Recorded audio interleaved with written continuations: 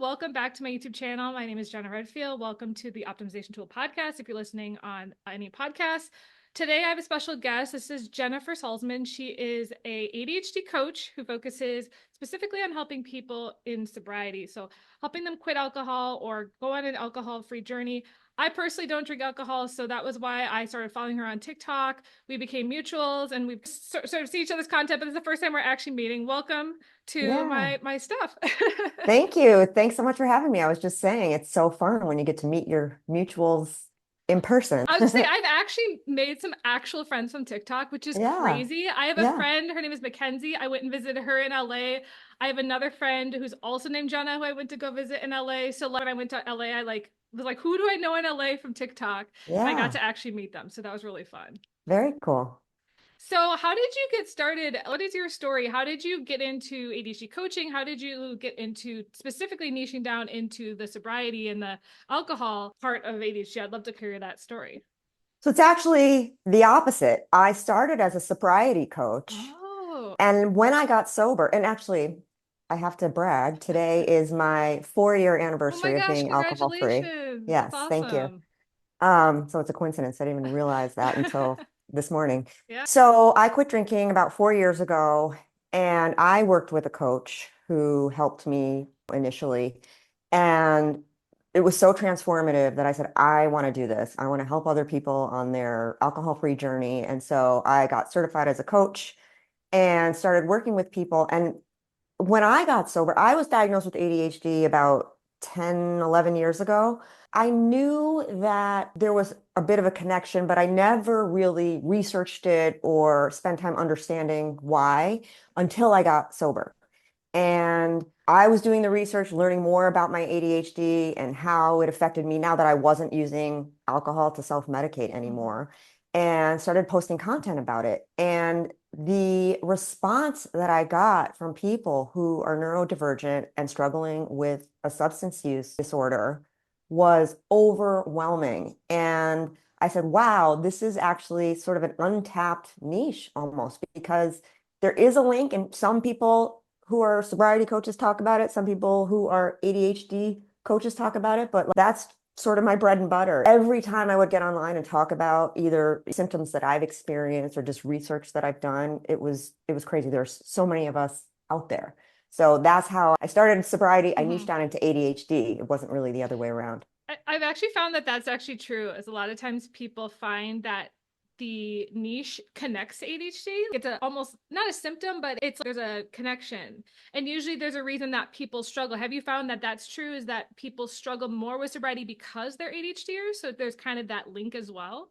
So the latest research that I've seen, about 25% of people who are being treated for substance use disorder have Oh ADHD. wow. Okay. And those are just the people that are diagnosed. Mm, It's probably way higher than that. And the reason that we love alcohol is because you have ADHD, mm-hmm, we have lower dopamine levels, and a mm-hmm, lot of times we have this constant chatter. And mm-hmm, if you're anything like me, I'm lazy, I'm crazy, I'm stupid, I'm out of control. Nobody likes, you mm-hmm, name it. And it was constant. But when I drank alcohol, that went away. mm-hmm, And so it just mm-hmm, quieted everything down, and it helped initially, especially when I was mm-hmm, younger, because I felt like such a misfit that the alcohol made all of that go away. And suddenly I felt normal. I don't know if I was normal, but I mm-hmm, felt normal. But the problem is alcohol is a drug. mm-hmm, So over the course of 20 plus years of using alcohol in that mm-hmm. way, I developed a really unhealthy relationship with it. And I think Yeah. that my story is really common. I've definitely heard that before. I said this before we started, but I actually made a decision in high school not to drink because I knew myself enough to be like, I know it would be a problem for me. I also have a family history of alcoholism. My great grandfather on my dad's side and my great great grandfather on my mom's side were both alcoholics. So it's like, so there may be a genetic component as well, or where I don't know. I don't know if you've seen that as well. There's a history of that, or it like is a cycle maybe with families. I don't know if you've dug into that at all. Some people say that. I don't have any alcoholics that I'm aware Mm, of in my family. I was sort of the black sheep. And mm. I don't really identify as an alcoholic. I've never been to an AA meeting Okay. or 12-step meeting of any Mm-hmm. sort. Not to say that it isn't helpful for some Mm-hmm. people, but in my personal experience, first of all, the higher power thing, the Mm, surrendering thing, it just never resonated with me. And people call alcoholism a disease. mm, I never saw it that way. I don't, because now that I don't mhm. drink, I don't think about alcohol anymore. I Yeah. don't desire alcohol anymore. So I don't fear a relapse. I removed it from my life. I've lost my Yeah. desire to drink. So It's kind of a coping mechanism that you can almost learn how to heal without it. So it's kind of like it's a band-aid and you can just take the band-aid off and then get a different root cause help. Because I read this book and it talked about how the reason a lot of people get into drug addiction or alcohol is because they're trying to avoid the truths of their life and they're seeking that band-aid and they're not actually getting to the root cause. And for you, you said it was a social lubricant, right? It was to help you feel less awkward. Do you think that that's something that you've worked on since becoming sober and now that you just don't think about that anymore? it's a couple things. I'm older, Mm, so I don't, the type of social life that I used to have, I don't even really want that type of lifestyle anymore. But also, I think that it was a social lubricant and it was also a way to self-soothe. It was mm, just a way to shut off my brain. mhm, And I liken it to a pacifier for adults. mm. It's like your Yeah. baby's crying and you just shove the pacifier in their mouth and that's a way that they self-soothe. And I really believe that, people that turn to any sort of compulsive behavior, whether it's alcohol or drugs or gambling or porn or whatever it is, Mhm. it's a way to escape. It's a way to Mm, self-soothe and it's a way to deal with unhealed pain or trauma that you've mhm, had when you were a kid or whatever it is. And I know for me, I started drinking in high school. I was like mm, 17. So I never mhm, really developed healthy coping skills. That was just my mhm. go-to.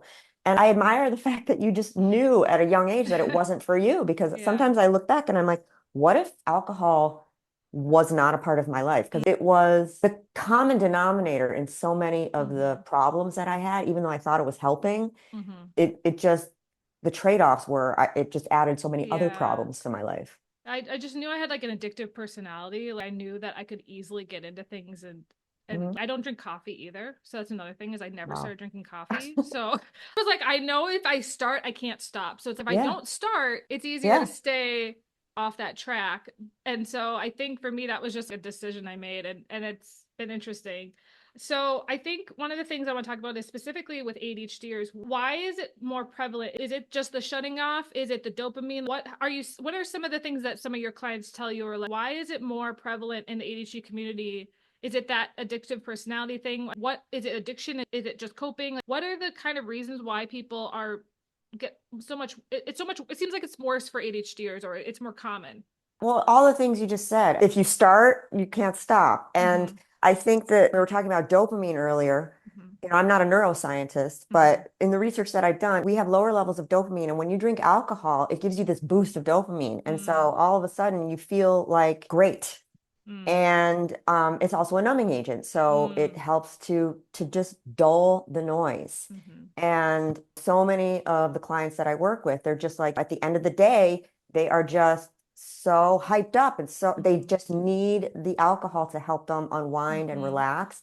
And like I said earlier, initially it works because that first drink helps, Mhm. but if you're a habitual drinker, you never really stop at one. You have two. And if you're Yeah. like me, by the end of my drinking career, I was drinking an entire bottle of wine by Mhm. myself. Mhm. And that's a lot of booze. I'm not a huge person. Mhm. So I think that's the common theme I find with so many of my clients is that it works for them. But then once you've had a couple of drinks, it's like your judgment's out the window and you lose Mm. control, and it increases our impulse control, our Mhm. emotional volatility.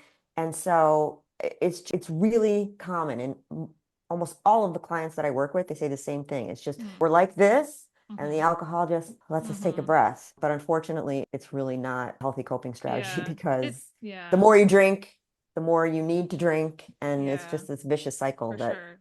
never ends. Because it's a depressant, right? Or is it It's a suppress depressant, stimulate? Yeah.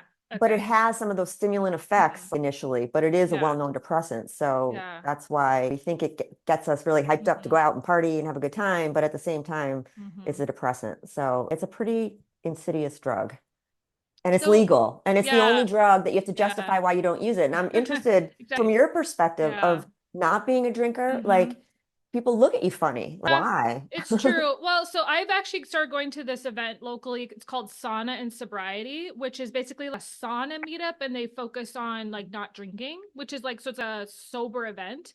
And people have been like, so where are you in your sober journey? And I have to say, like, even though I'm sober, I never had a problem. And that's hard to explain too. It's more of a choice Yeah, rather than a result of something I chose in the past. And so it's right, hard for me to even explain that because right. it's like it's so rare to find. So it's almost like so there's a word called teetotaler, which Hmm. I don't really like that word because people have like never heard of it. They don't really understand it, but it basically means someone who abstains from drinking alcohol. And so I'm like, I guess that's what I am, but I also just don't like that label. So it's like, do I It's call so myself so? weird. I Yeah. consider myself a non-drinker. Like, if Yes. you've never Yeah. smoked a cigarette in your whole Yeah. life, are you Yeah. considered sober from Yeah, cigarettes? No, that's you what I just don't smoke. exactly. And that's why I don't like the word sober because I'm like, to me, sober means that you're coming off of something that you had a Right. problem with. And so I never have a good label. I like the word non-drinker because it is like that's clearly what it is, non-drinker, non-smoker. But what I found though is that more and more people are accepting of it because of the culture shift. Mhm. More breweries are offering non-alcoholic options. I don't know if you just saw Tom Holland just launched his own non-alcoholic beverage brand. So there's a Good. lot of it just came out like this past week. It's called Biro. So it looks like beer, but Hmm. it's non-alcoholic because he also went sober 2 years ago. So I Hmm. think that there's a lot of shift in the culture that people are Definitely. realizing how negative alcohol is. And I think with ADHD, I think people are even more aware because it almost is. I feel like everyone is right now on a healing journey. I don't know if that you feel that way on TikTok, but it's like people are constantly trying to help themselves Hmm. and find tools and solutions. And for a long time, there was no resources, and now it feels like there are. What are you finding with people that are trying to improve their lives? That's a huge part of my life is I'm constantly trying to improve my life. Is that what you're finding, or are people at rock bottom when they come to you? Like, where are they at in their journey? Yeah, no, that's a good question. And I was just about to say, like, you don't have to hit rock bottom Mm. to want to improve Mm-hmm. your life, right? Yeah. What other area of your life would you let it get so bad Yeah, true. that you have to go into rehab to fix Hmm. it, right? For some reason, there is this, we're indoctrinated to think, oh, well, if you're not homeless on the street living out of a brown paper bag, then you're Hmm. fine. Yeah. But I like to look at my alcohol-free journey as more of a wellness journey Hmm. rather than Yeah. like an Hmm. addiction journey Hmm. because there is no amount of alcohol that is good for you, Yes. period. Hmm. And there have been plenty of studies, articles written saying, oh, well, a glass of red wine is good for your Hmm. heart. Those have all been funded by the alcohol industry. True. And the truth is, I think it's resveratrol, which is what supposedly is good for your heart, but the amount of wine that one would have to drink to get the that substance that Yeah. helps with your heart is like ridiculous. It's not a glass or two of wine. It's like Yeah. 10 bottles or I something. have that in my supplements. That I can't even say it. I Resveratrol. think it's resveratrol. It's true. I think Yeah. that's what it's called. I agree. I think I listened to, I don't know if you listened to that Andrew Huberman podcast where he talked about alcohol. It was I like, did, yeah. I really think that specifically that podcast changed a lot of people to Hmm. being non drinkers because they never realized that even one drink a week is going to affect your sleep. It's going to affect all this stuff. And people are able to use their watches to see. I don't know. I think he talked about, is it the Aura Ring or something where you literally drink a glass of wine and then you can literally see how much it affects your sleep. And people are awakened to this because they had never been able to see the impact until they looked at the data on their Yeah, smart devices. So it's yeah. true. And that's why in my head I actually like, it's funny because I don't track how long it's been since I haven't drank, but I'm like, I think the last time was like maybe 2 years ago. And when I drink maybe on average once a year, like it's really not that much. And so it's like, but now I'm at this point where I've learned so much in the last even 2 years that I'm like, I just don't think I'll ever drink again. Like I just have no If you could take it or leave it, I would say, why don't you leave it? exactly. So it's like I just don't feel the need to, and I just there's other options, and I just know it's gonna make. I'm on a health journey myself. That's another thing that I have really been talking about on my podcast and stuff. Is I'm on a health and wellness journey myself. So that part of it is what is if you need an excuse of any kind, it's not good for your body. Right. And to me that's enough of an excuse not to drink because like it's really bad for you. It's bad for your body. It's bad for your mental health. It's bad for your spirit. It's just, it's funny. I was talking to a client yesterday and we're going through all the reasons why she likes to drink. And I gave her my list of the reasons why. And Mhm. I was like, it makes me more confident and it makes me more social. Mhm. And I was thinking, it actually doesn't do any of that. It's the opposite. In the last 4 years of not drinking, I feel so much more confident Mhm. and comfortable in my own Mhm. skin. And your lifestyle changes because you're not going out with your drinking buddies anymore. But Mhm. that's a good thing, in my Mhm. opinion. And you realize who your people really are. And Yeah. I had plenty of people who didn't really want to hang out with me anymore. Mm. And I don't think that's because I'm no fun. I think Mm. that's because I'm a mirror. And if Mm. I'm going out and drinking with people every night for happy hour and suddenly I'm Mhm. not there, you have to look at yourself and Mm. say, well, is my drinking too much? Or you know Mm. what I mean? So True. you definitely, your lifestyle changes, your relationships do change, but for the better. Yeah, I think for me, like, I actually still go out to breweries and bars with my friends. I just don't drink. So it's like it Yeah, hasn't affected my social life, I guess. And it's because I've never drank the whole time. And I right. also don't get triggered. I don't know if it's a trigger. I don't get triggered by going to places. Some people do.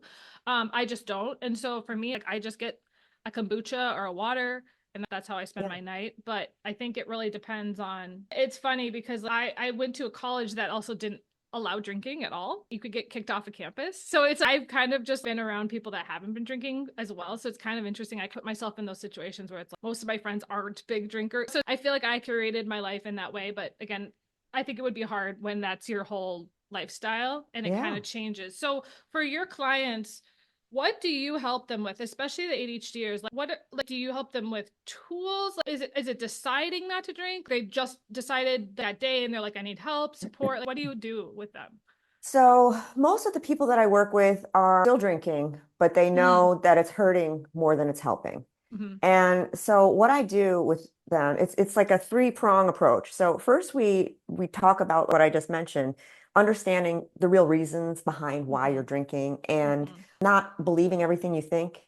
Mm-hmm. Because if we believe that alcohol is this magic elixir for every occasion, if we believe that alcohol relaxes us and makes us more Mm-hmm. social and all of these things, then we see it as some sort of a reward. And it's really hard to stop doing that. So Mm-hmm. starting to pay attention to your thoughts about the substance and about what it's actually doing for Mm. you. And then the second part is teaching healthier coping strategies. So I'm a big proponent of practicing mindfulness. Mm. And I didn't really understand what mindfulness was. I heard the buzzword and I Mm-hmm. thought it was like meditation and sitting still and having a guru and a mantra. And I Mm-hmm. was like, that's not for me. And most Mm-hmm. ADHD people are like, I can't Mm-hmm. meditate for 30 Yes, seconds, let that's alone that's me. 10 minutes. But mindfulness is really all about just paying attention to what you're doing while you're doing it. Mm. Just being aware of the present moment, not judging yourself, not trying to change the way you feel, but just being aware. Mm. So we do a lot of mindfulness exercises, and I help people to develop a daily mindfulness practice because what happens is you can change those neural pathways in your brain.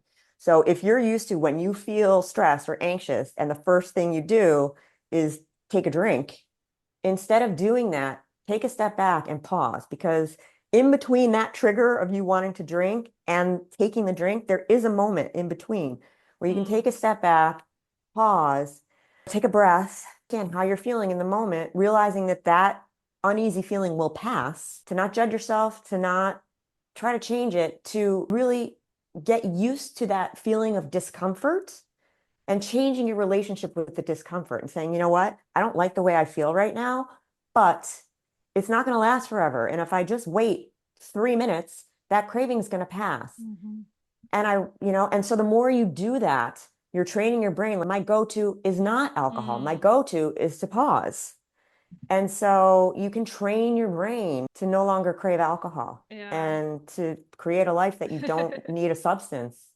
I heard a phrase once. It's called urge surfing. I don't know if you've heard of. Yes, Yes. that is a Mm-hmm. tool that we use. And the Yeah. craving, Yeah. it comes and it's for anything, not just alcohol. Let's Mm. say sugar. Yeah. I want that cookie. Mm. And it's like the Yeah. craving comes and just like a surfer rides a wave, Mm-hmm. it peaks. Mm-hmm. And you just feel in that moment that it's just like you must take that drink, you must eat that Mm-hmm. cookie, but you're going to be okay. You're going to survive it. So if you Mm-hmm. can sit through that discomfort, it will come back Mm-hmm. down and then you've survived it. And the more you do that, again, the Mm-hmm. less intense those cravings Yeah. become.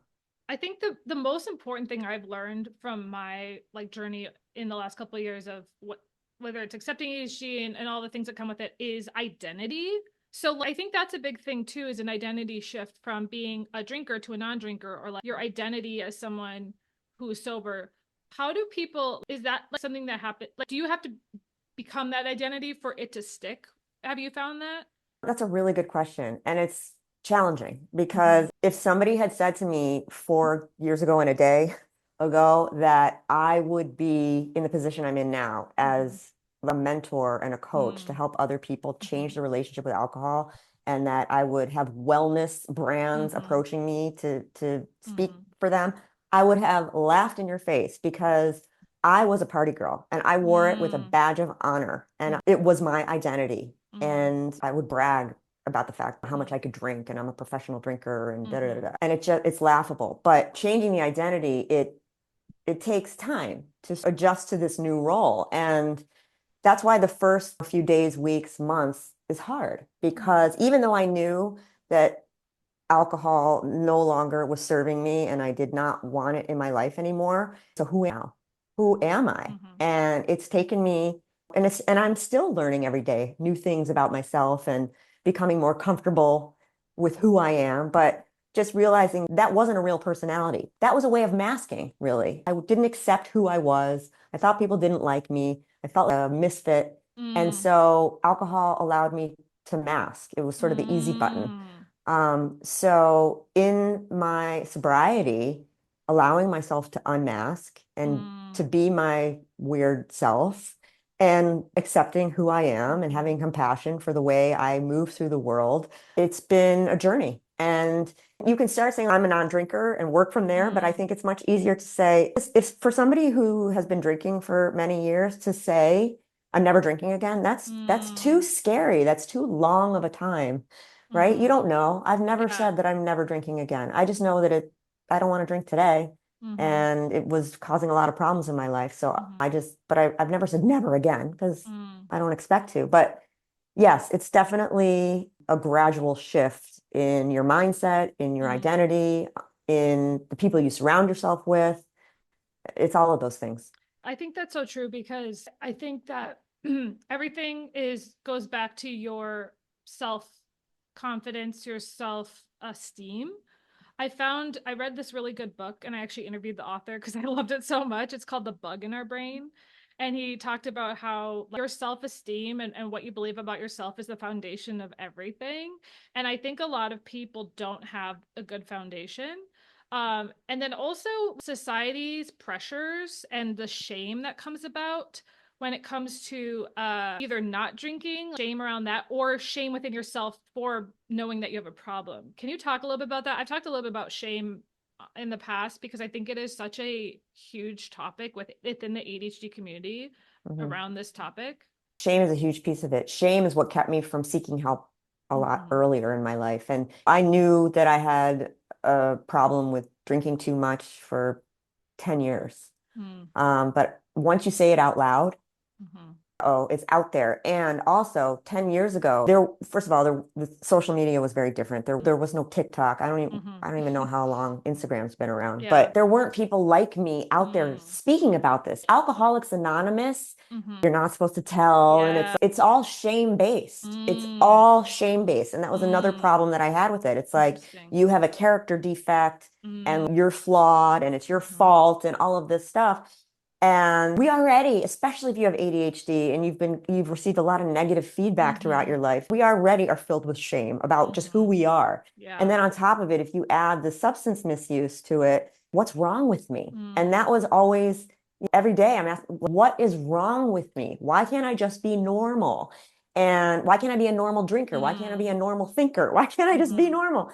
And so that is a huge part of it. And so the methodology that I use is it's the opposite. It's self-compassion and Mm-hmm. self-acceptance and like, throw away the shame and the blame Mm-hmm. because that's what's keeping you stuck. Because when you shame yourself about drinking or anything, it makes you want to drink more.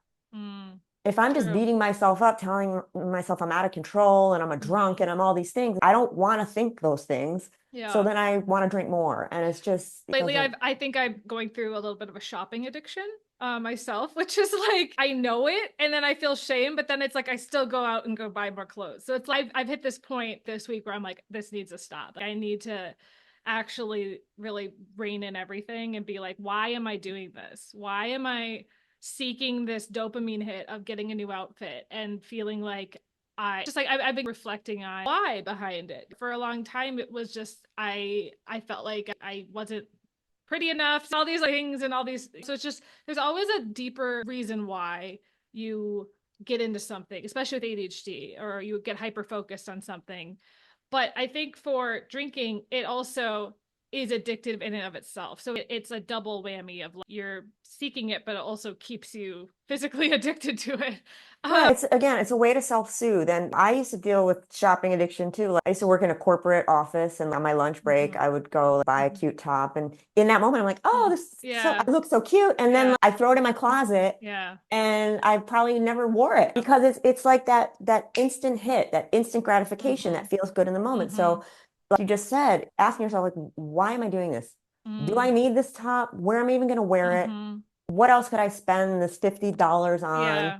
Mm-hmm. And sort of talk yourself through it. And not to say that, once in a while you can treat Mm-hmm. yourself to something Yeah. nice and pretty and new to make you feel good. But sometimes I look in my closet, and I've actually been going through a slow, gradual process of Mm-hmm. purging a lot of Yeah. that stuff, Mm-hmm. because I have so much crap in Yeah. my closet Same. over the Mm-hmm. years that I Mm-hmm. have Yeah. acquired. And it's also the marketing industry that Mm. says you're not pretty enough, Mm-hmm. you're not fun enough. They focus on our Yeah. insecurities. So we Mm-hmm. think the beauty industry, I need all this skincare and this Mm-hmm. makeup and all these products to make me Mm-hmm. better because somebody else is telling me that I'm not good enough the way that I am.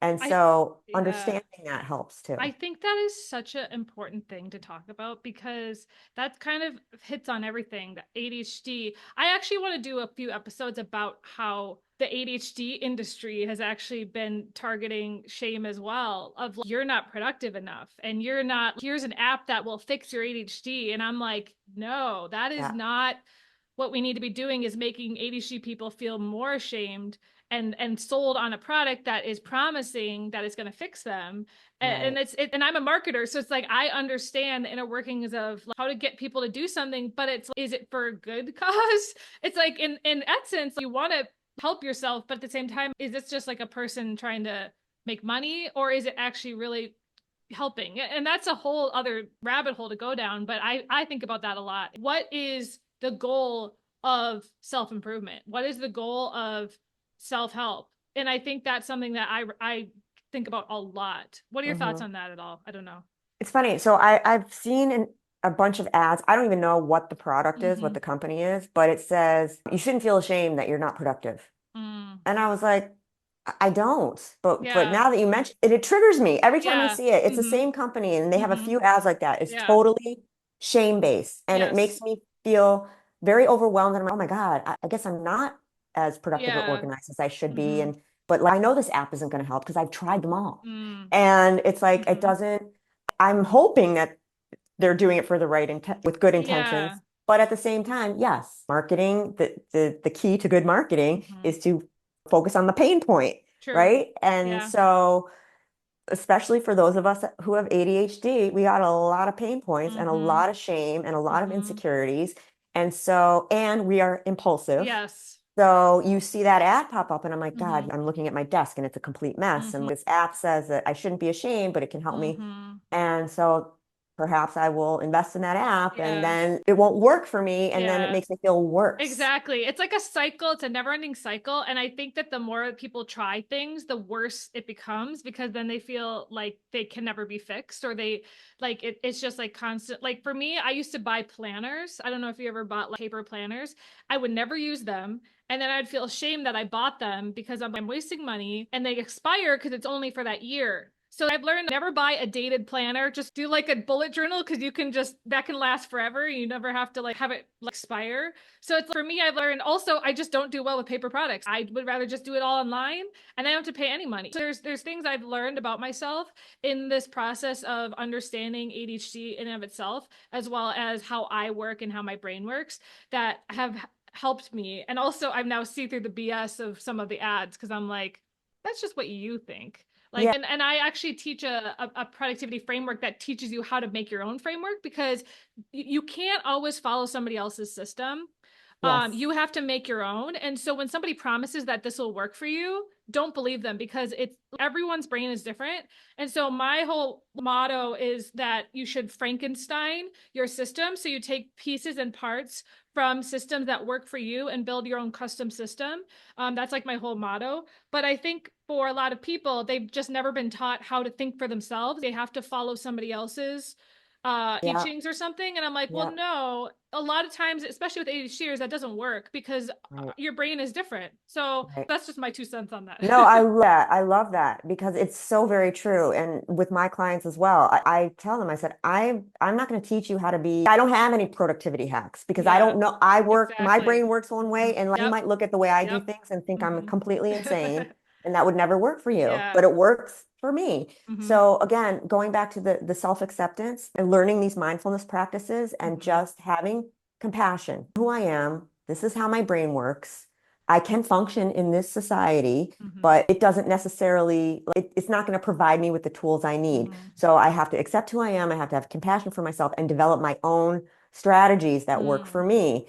And even if somebody else thinks that you're nuts and they tell you you're Mm-hmm. doing it the wrong way, because again, then there's more shame. So there's no one way of doing anything. And Mm-hmm. especially for those of us who have neurodivergent brains, Mm-hmm. who look at the way somebody's putting together an Excel spreadsheet, and I'm just like, that might as well be like a foreign language, Mm-hmm. another planet. I can't figure it out, and Yeah. I'm not going to try. I know how to do it my Mm-hmm. way. And so far it works. I'm still here. And it's like you have to find what works for you. I teach Notion, which is a software that I love, and it's like some people immediately know it's for them, or some people immediately know it's not, and it's like that's okay. Find what works for you. That's what I always Exactly. advocate, is like inspiration, but then figure it out for yourself, Yep. or figure out what works and what doesn't work, and it's going to be a constant journey.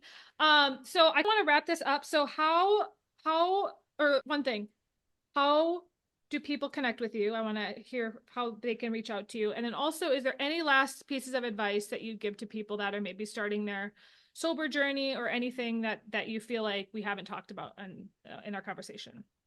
So social media, I'm on Instagram and TikTok. I have yet to venture into YouTube, even though I keep telling Mm, myself that I I will. love YouTube, so I'm a little bit biased. I don't know why I haven't. I just never, I started with TikTok and then I just never, I know I could repurpose, Do it. Just but upload all your TikTok. They're actually expanding shorts to up to 3 minutes. So you can actually do, it used to be 1 minute, so it's very limiting. But you can actually, as long as you don't have the watermark, just upload all your TikToks to YouTube, because it's really search friendly as well. So that's what I'd recommend. all right. So I'm Rebel Without a Drink on both Instagram and TikTok and someday YouTube. And let's see, my website is amightyrebel.com. So you can learn more about me and my journey and working with me one-on-one. What else did you Oh, any you ask pieces me? of advice for Oh, people starting their journey? so if you realize that alcohol is sort of hurting more than it's helping, the first piece of advice I give anyone is to start being mindful about your drinking. Stop trying to stop Mm, drinking. But start paying attention, just like the shopping thing. Just start mm-hmm, paying attention. How do I feel right now? Because everything we do as humans is to feel a certain way, right? mm-hmm, When you take a drink, when you buy a new top, it's because you want to feel different than how you're feeling in the moment. mm-hmm, So if to really, before you have your first drink, how am I feeling right now? How do I think that the alcohol is going to help? Right? And then mm-hmm, take your first drink. And then how do I feel now? Did it work? Well, you feel a little bit of a buzz. It feels kind of good. So I want another one. But just to start paying attention to what the alcohol is doing for you. Because the truth is, maybe it works. The first drink makes you feel better. But if you start to play the mm-hmm, tape forward, if you're a drinker, you never stop at one, mm-hmm, right? And so then does it really relax me and make me feel mm-hmm, better? Actually, no, because now I'm drunk. I'm not going to get good sleep. I'm probably going to wake up in the middle of the night. I'm going to have a terrible day tomorrow because I'm hungover. I'm mm-hmm, going to be cranky and I'm going to be mad at myself because I broke another promise to myself. And then 5 o'clock rolls around and I'm going to mm-hmm, do it all over again. So once you start to pay attention to what you're doing while you're doing it, you'll start to become more aware of the fact that maybe alcohol's not doing what you think it's mm-hmm. doing. That makes a lot of sense. And I think it's just the baby steps right away. Baby steps, and to not, the shaming and the blaming does not help. You cannot shame your Mm-hmm. way into change. It Yeah. has to be out of sort of self-love. And I always say, Mm-hmm. instead of seeing removing alcohol as a sacrifice, to see restricting yourself as a gift of Mm. health and wellness and joy and all of these other amazing things. Awesome. Well, thank you so much for joining me today. I hope everyone listening got a lot out of this. I did. I thought it was a great conversation. We talked about a lot of different things. So thank you so much for being Absolutely. here. Thank you, Jenna. It was fun. Awesome.